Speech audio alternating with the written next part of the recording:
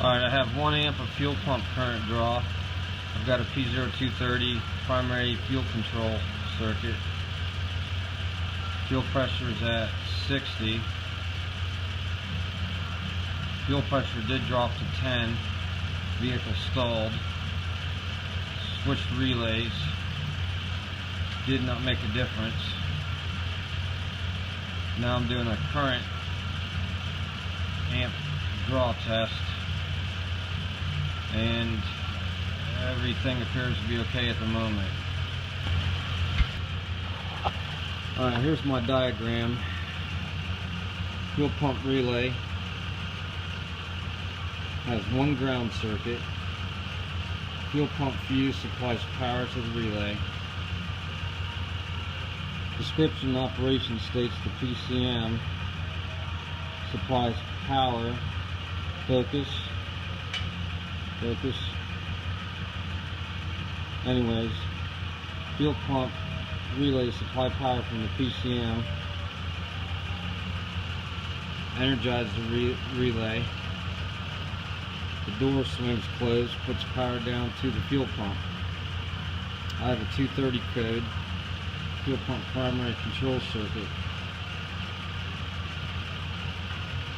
So now what I did, back probe the terminal in the fuse box, which the back probe pins 10 diameter is the blade on the relay, so there's no worries. I have a parasitic draw wire harness connected to my Vantage Pro. Internal fuse. Currently drawing 0.84 amps with 60 psi. So I will see if it does not drop fuel pressure. If it no longer drops fuel pressure, I have a battery supply issue from the PCM to the fuse box, which would be circuit 485. This thing will focus. Too much white.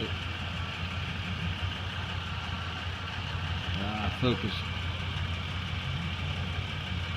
Anyways, it's that circuit right there. Connector 1, terminal 37 of the PCM.